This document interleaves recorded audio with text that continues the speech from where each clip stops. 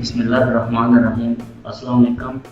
H Discovery کے معزز سامعین، میں ہوں شہروز خان اور آپ دیکھ رہے ہیں ایچ ڈسکوری۔ معزز سامعین، پاکستان کے صوبہ بلوچستان کو قدرت نے ان گنت قدرتی وسائل سے نواز رکھا ہے۔ یہاں پر کوئلے، شیل گیس کے وسیع ذخائر اور تانبے کے بھی وسیع ذخائر موجود ہیں۔ اسی وجہ سے امریکہ اور یورپ، اسرائیل اور بھارت آزاد بلوچستان کے نام سے یہاں پر دہشت گردی کرواتے ہیں، پھر عوام اور سیکیورٹی اداروں کے مابین نفرت کے بیج بوتے ہیں تاکہ ان علاقوں میں عراق اور لیبیا مان قبضہ کیا جا سکے۔ نیز سابق امریکی سیکیورٹی ایڈوائزر چیڈیل کینڈولیزا رائس نے اپنی کتاب میں لکھا تھا کہ گوادر اور جنوبی بلوچستان کو کوئٹہ سے الگ صوبہ بنا کر اس پر ہاتھ صاف کیا جا سکتا ہے۔ انہی عالمی استعمالوں نے پاکستان توڑنے کا نقشہ لانچ کیا تھا، پر جسے اللہ رکھے اسے کون چکے۔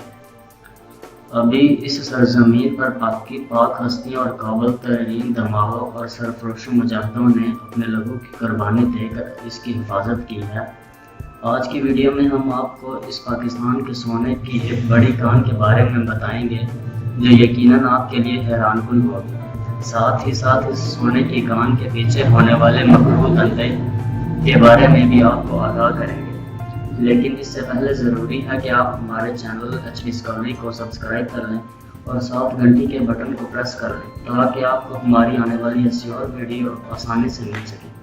چلیے دوستو، شروع کرتے ہیں۔ پاکستان کی سب سے بڑی سونے کی کان بھی اسی صوبہ بلوچستان میں واقع ہے، جس کو ریکوڈک کہتے ہیں۔ صوبہ بلوچستان کے ضلع چاغی میں ریکوڈک ایک چھوٹے سے قصبے کا نام ہے۔ تاریخی اعتبار سے ریکوڈک ایک قدیم آتش فشاں کا نام تھا۔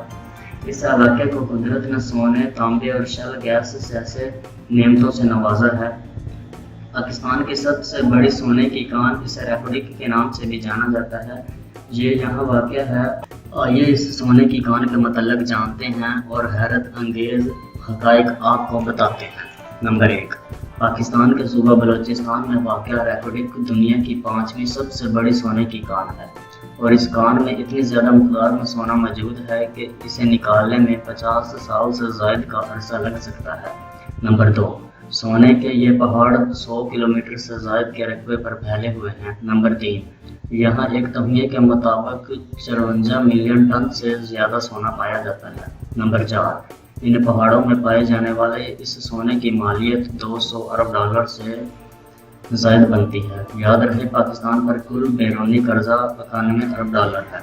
نمبر 5، 1994 میں پاکستان کی جمہوری حکومت سے خود پروسیس کرنے یا ہمسایہ ملک دوست چین کو لیز پر دینے کی بجائے اس خزانے کو آسٹریلین کمپنی BHP لیز کو فراہم کر دیا۔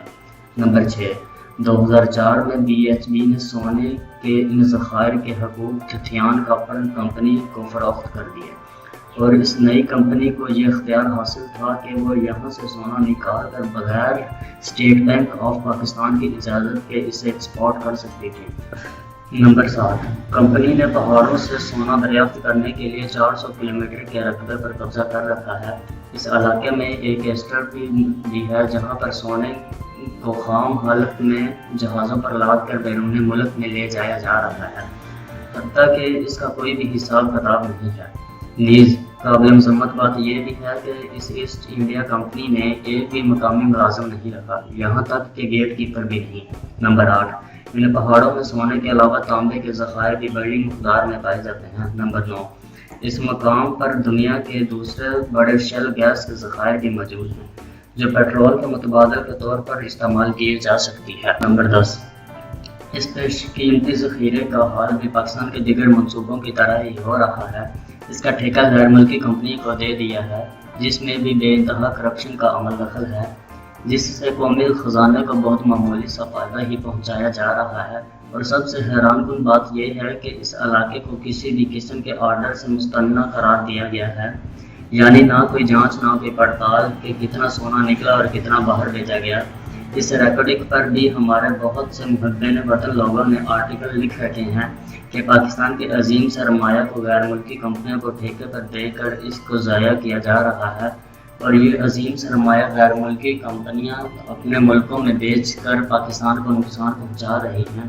حال ہی میں کمیشن وصولی کے لیے ملکی اور عالمی عدالت کا ڈرامہ رچایا گیا، چاہیے یہ تھا کہ خود باہر سے مشینری منگوا کر خود گورنمنٹ اپنی نگرانی میں سونا نکالتی اور دوسرے ملکوں کو فروخت کرتی کہ اس سے کثیر زر مبادلہ کماتے، لیکن افسوس یہ منصوبہ بھی کرپشن کی نظر ہو رہا ہے۔ اس منصوبے پر بہت سے آرٹیکل لکھے جا چکے ہیں جن کو آپ انٹرنیٹ سے بآسانی پڑھ سکتے ہیں۔ ضرورت اس امر کی ہے کہ اس لیز فردر ٹرانسفر اتھارٹی کو کینسل کر کے اس اثاثے کو قومی تحمیل میں لیا جائے، بلکہ اثر نو اس کی اسیسمنٹ کر کے پاکستانی اتھارٹی تشکیل دی جائے، جس سے غربت اور بے روزگاری میں کمی ہوگی اور قیمتی زر مبادلہ حاصل ہوگا۔ اگر ایسے وسائل دستیاب نہ ہوں تو ممکن ہے کہ دوست ملک چین سے مدد طلب کی جا سکتی ہے۔ جب چین کو گوادر لیز پر دیا جا سکتا ہے تو سینڈنگ کی طرح ریکارڈنگ بھی دیا جا سکتا ہے۔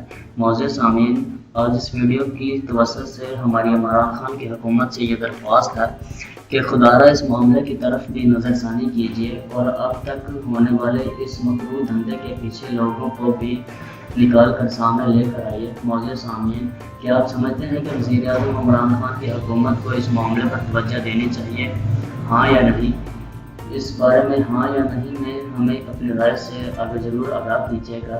اس کے علاوہ آپ ہماری ویڈیو کو لائک ضرور کیا کیجیے گا، اور ساتھ آپ کسی ٹاپک کے بارے میں جاننا چاہتے ہیں تو ہماری آپ سے التماس ہے کہ کمنٹ میں ہمیں بول سکتے ہیں۔